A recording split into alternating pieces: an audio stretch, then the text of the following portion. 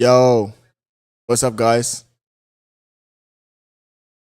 It's your boy Scott Leonard back at it again, bringing you guys another banger live stream. The coding live stream. The coding live stream. You know, today I was kind of exhausted. I didn't want to do this today, but I know I signed up for an obligation and I plan on keeping my word. I plan on keeping my word.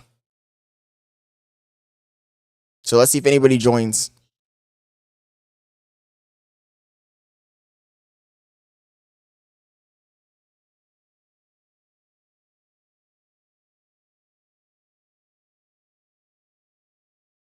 Let's see if anybody joins. I saw Coolin left a message. I don't know if that message was today or another day though.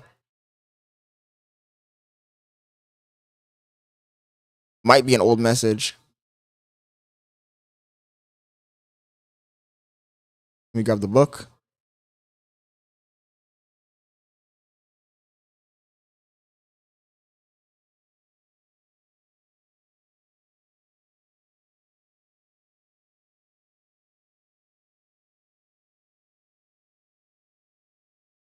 Opening the book over here. Yo, thank you for joining the stream. Today's session, live coding, Swift, iOS, Xcode. We're going to be going over the IDE. Open the book over here.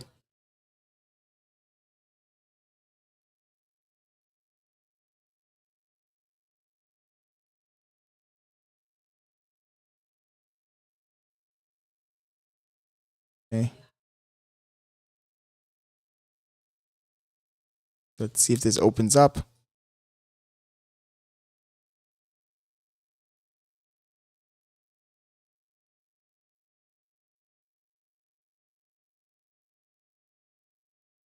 See who joins the stream. Make this full screen.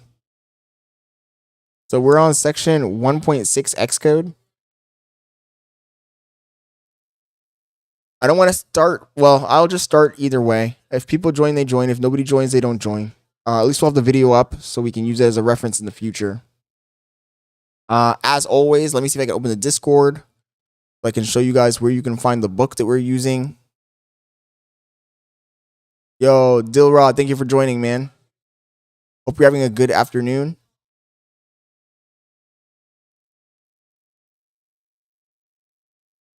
Just opening up the Discord so we can get the links to the book and we can post a link to this VOD in there as well. But essentially, today we're doing an easy session. It's just section 1.6 Xcode. We're going to be going over the IDE. IDE is the program that we use to write the code. It's the integrated development environment. Yo, CJ, thank you for joining. So we're just going to go over how to use the... Oh, it's because I'm using someone else's account, CJ.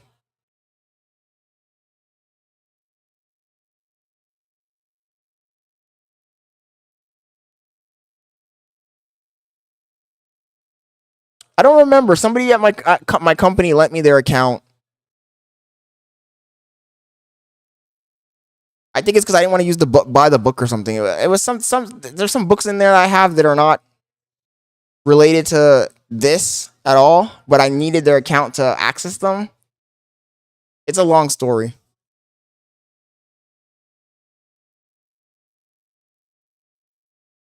Give me a second.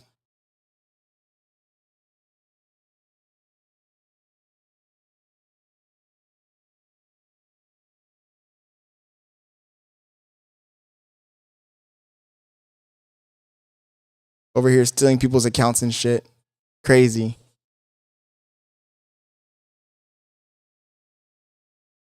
She's just chilling.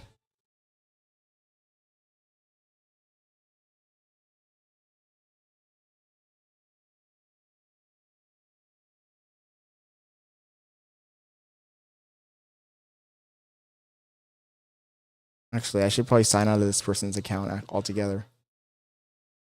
That's crazy. I didn't even remember that. I wonder if... Oh, that's crazy, actually. I wonder if anything that I purchased, if it was charging their card and not mine. Oh, that's wild. Homie said don't log out. Oh, that's crazy, bro. I never even noticed that until now. You robbing people's money. I guess I'm living up to my name as a scammer. Damn. That's crazy. Anyways, today we're doing an easy session, guys. It's just Xcode, lesson 1.6. Oh, if you guys are not aware, yesterday I went to Miami. I woke up pretty early, so I only had like 4 hours of sleep, and then got home pretty late. Homie said, "You're not neon, dude." So I think this is gonna be an easy session. We're just gonna read. It's basically just reading. Let me open the IDE too, though.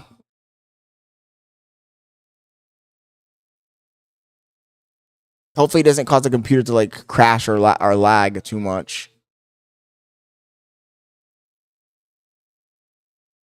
Homie said, "You're not neon." Wait, did Neon scam somebody or something in the past?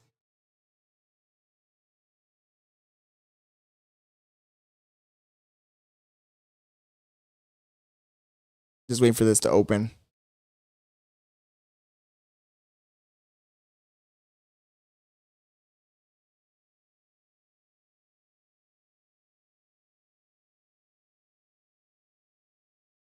Wait, he lost 80,000. How? How did he lose 80,000? Oh, for real? That's crazy. Jesus Christ, that's insane. Okay, Xcode's taking a while to open. Let it open in the background. Okay. So Xcode is the program we use to actually write the code. This one here. Xcode is the program we use to write the code. All great programmers. I'm just gonna read slowly. I'm gonna try not to talk too loud because my throat is kind of hurting and I'm tired. I hate to complain, but I am gonna complain a little bit. I'm tired and my throat is hurting, so I'm just gonna talk quietly. Try and read at a pace. Reading is really hard when you're tired. Where are my glasses?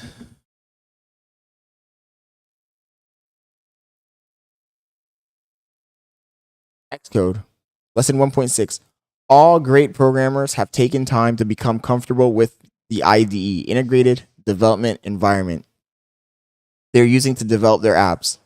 For iOS developers, Xcode is the cornerstone of that environment. At first, Xcode might seem like another text editor, but you'll quickly learn it's an indispensable tool for compiling and debugging code, building user interfaces, reading documentation, submitting apps to the App Store, and so much more.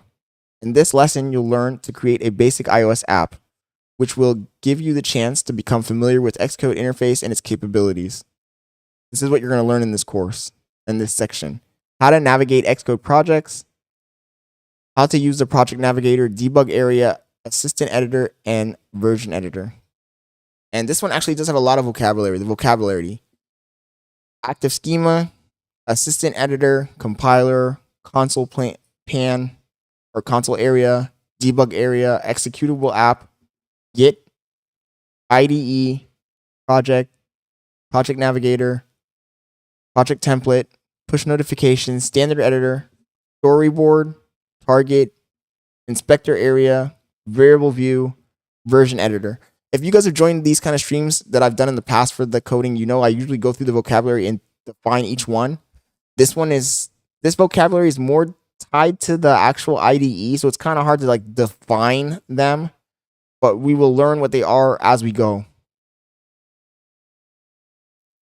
Oh my god, Xcode didn't open. This computer is pissing me off. Okay, we're just gonna use the book. I wanted to open Xcode so you guys can see it for yourself, but I think it crashed. So we're just gonna use the book. Doesn't want to open. Oh, here it goes. No, we're not downloading anything. It wants me to download some crazy 8 GB thing.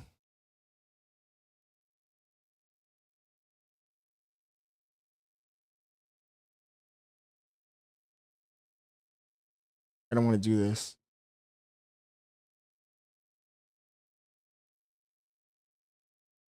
Oh my god, I can't open anything until I do it.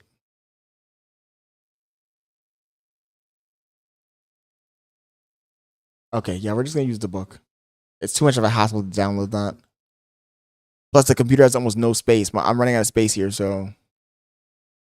Sue says not prawn. Why does everybody, every single time I do a coding session, people come in. Don't Trick is another one who has mentioned this game multiple times. Not prom. Can somebody explain to me? I read a little bit about it. I know it has something to do with programming, but I didn't really get into the weeds. Is it an actual game though?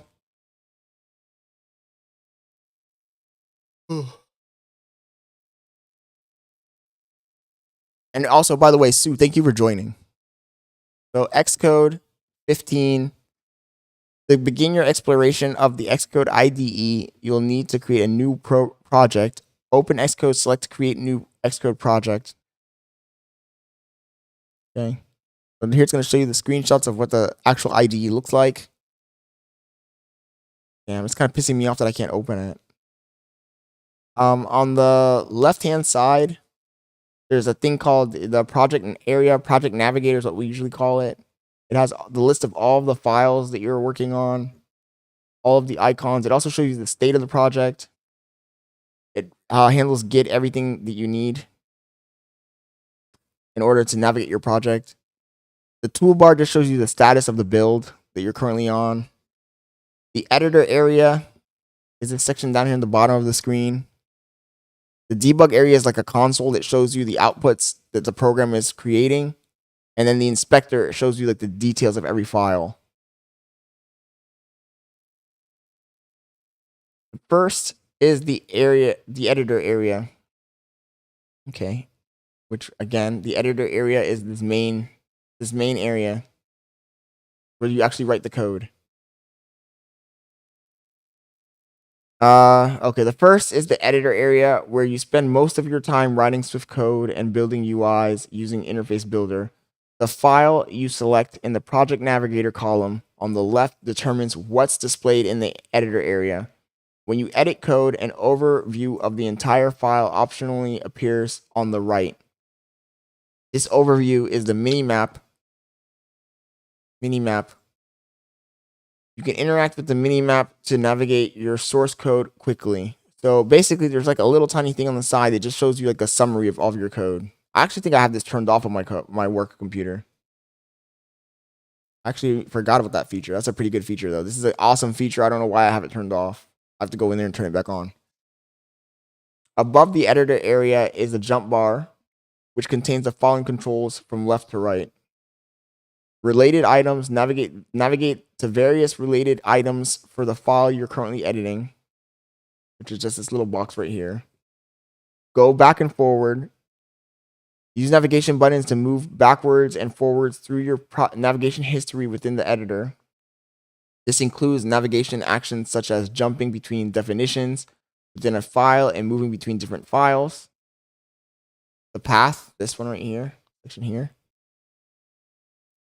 Use this breadcrumb style control to see the current editing context relative to its parent groups and folders in the project. Click any item in the control to navigate to other items at the same level. The furthest right item navigates the structure within the file.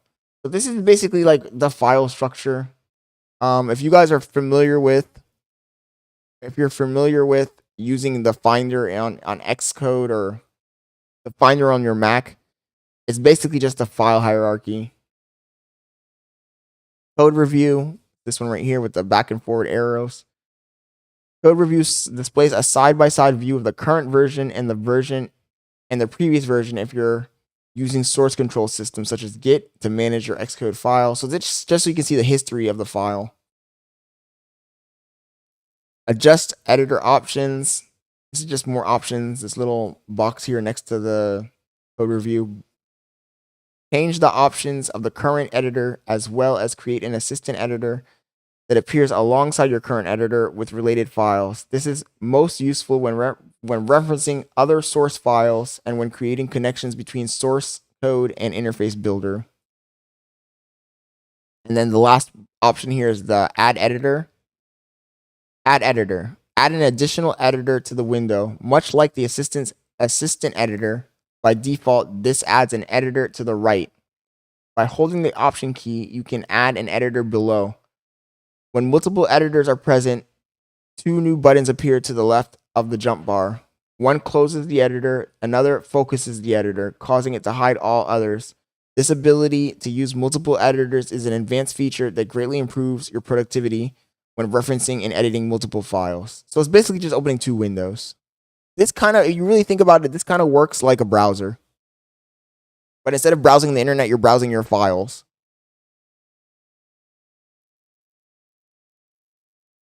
Next is the toolbar, which spans the top of the Xcode project. The toolbar is this thing at the top. It's right here. It's above the editor.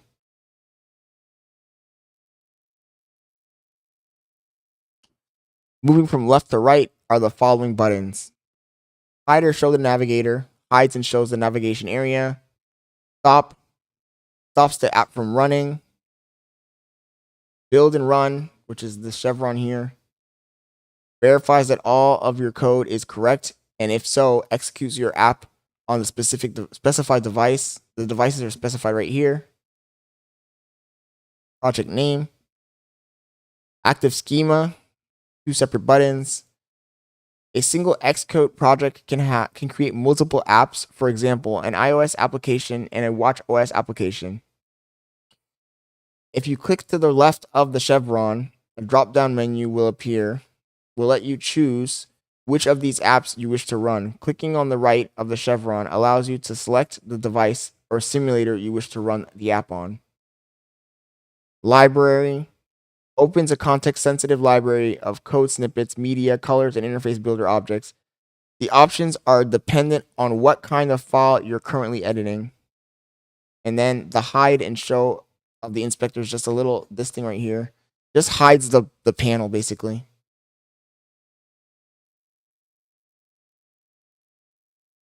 This is a weird chapter to go over.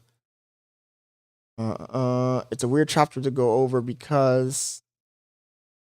Why are these blank? Because it's more of like settings. Sorry, I'm just skimming through it. Really, the chapter is really short, to be honest. What was next?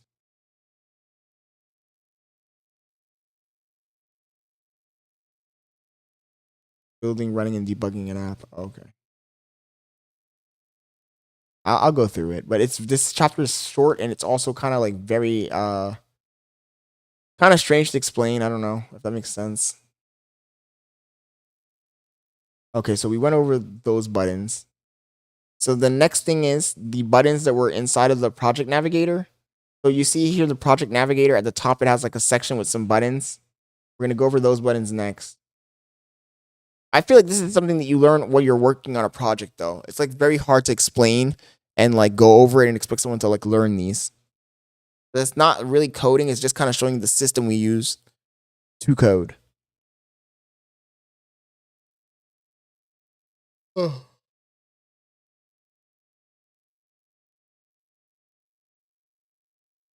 The third section is the navigation area. And I never call this a navigation area. I always call it the navigation navigator. Project navigator is what I call it.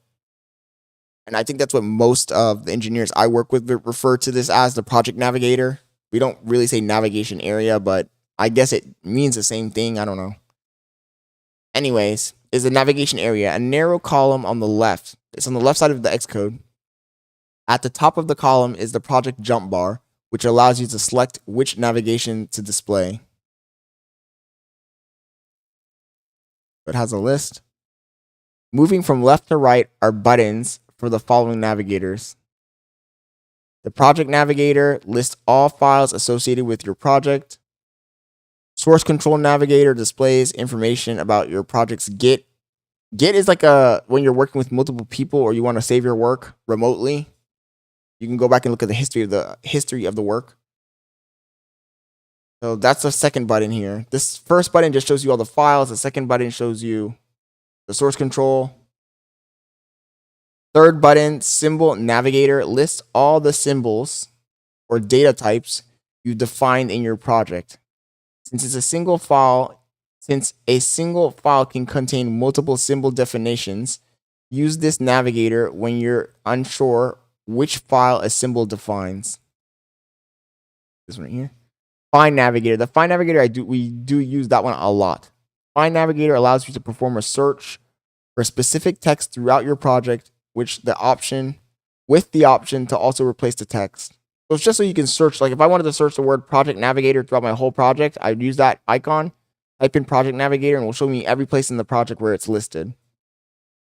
And the fifth item, this exclamation mark inside of the triangle, is the Issue Navigator. It displays all the warnings or build errors that were encountered the last time you built your app. Test Navigator lists all the tests that you've written for your application and allows you to run each test individually. The Debug Navigator displays the order in which the code was executed when you're actively debugging an app. So it will just show you like your stack trace, which is just a list of all the functions that were ran. Breakpoint Navigator lists all the breakpoints you've added to your project and makes it easy to enable and disable them. And then Report Navigator provides a detailed log of each build of your project. We use that one as well. Honestly, when you're working in a company, the main ones we use are the Project Navigator, the first icon, the Find Navigator, the Issue Navigator. We use the Test Navigator occasionally when we run unit tests. The Debug Navigator, because that's where you put your breakpoints. I'm sorry, the Breakpoint Navigator, not the Debug Navigator. The Breakpoint Navigator and the Debug Navigator. And I've recently started using the Report Navigator more often when I'm trying to figure out why an app has failed when I'm trying to build it. Okay. At the bottom of Xcode window is the fourth main section, the debug area. To the left of this area is the variable view, which lists the value of each variable while you're actively debugging an app. To the right is the console pane, which displays any print statements you or the system has output. Each of these views can be shown or hidden using the buttons in the bottom right, which are just these two buttons here. Finally, the inspector area is a context-sensitive pane that displays details about any file selected in Project Navigator, such as the file's location on disk or the apps in which the file is included. When you're using Interface Builder, you'll find that the area is particularly useful for adjusting the attributes of UI elements, including position, size, and color. If you're building an app, I would recommend not using Interface Builder, but you'll see why the further we get into this course. Okay. Xcode file types. Xcode knows how to work with a variety of files that span across multiple programming languages. For now, you'll learn about files related to projects written in Xcode languages. The files in your project have file name extensions that you might see in the Finder, such as .swift or .xcode project, which Xcode doesn't show you by default. Instead, it uses icons to indicate the file type. Yes, so Xcode doesn't tell you the file types, it just shows you some icons. After a while, you'll know what each icon represents, though.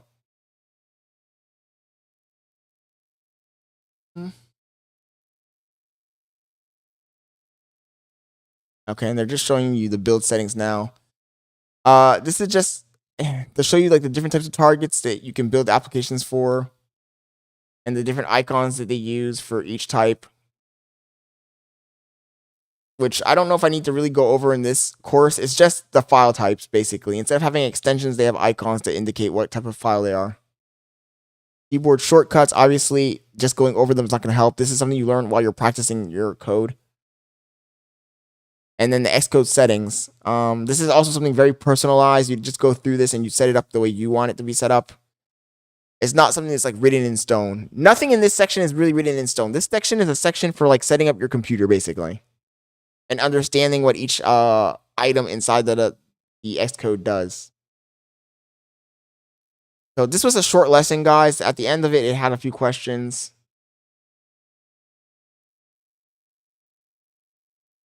But this is actually a very simple simple section. Not really coding.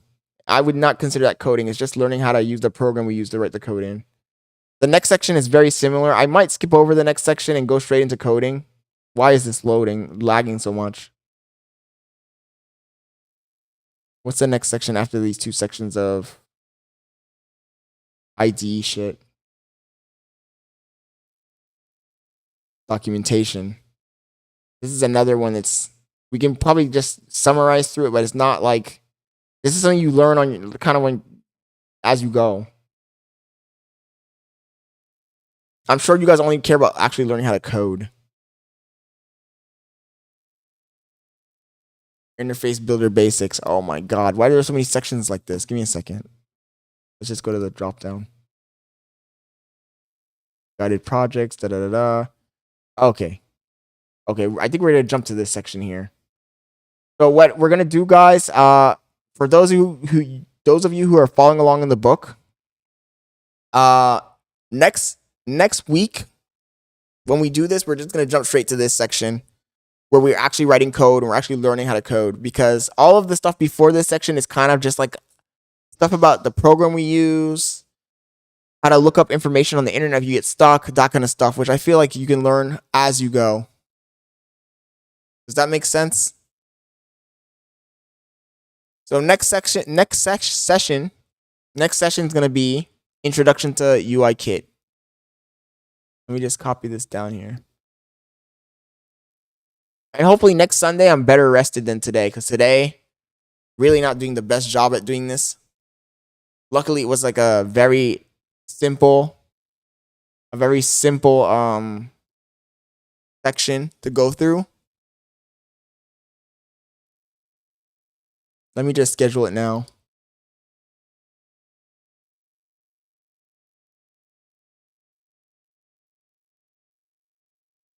No, we're all good. CJ, we usually don't have that many people watching this, and I'm super tired anyway, so it's all good. Let me just reschedule it for next week, and next weekend we will do like the actual coding.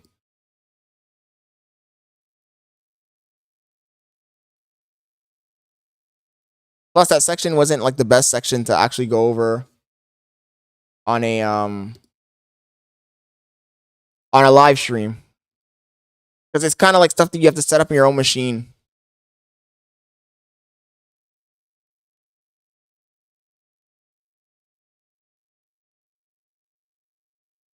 I think what you guys really want to learn is you guys want to learn how to code. You don't want to learn how to set up the whole ID and everything. And plus, when you see us writing code, like once we get into the section where we're actually writing code, you'll see how to set up the IDE anyway. Because you're not able to write the code in there without setting up the IDE. Anyways, you guys have any questions related to programming, related to coding, related to software engineering? It doesn't need to be about what we were talking about. It can just be in general.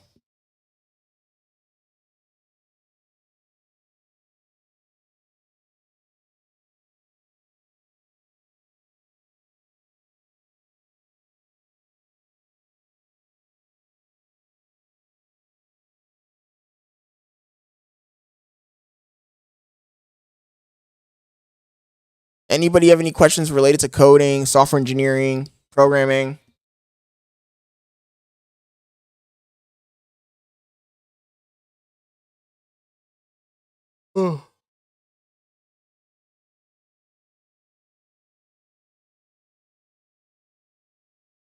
Give you guys a few minutes here.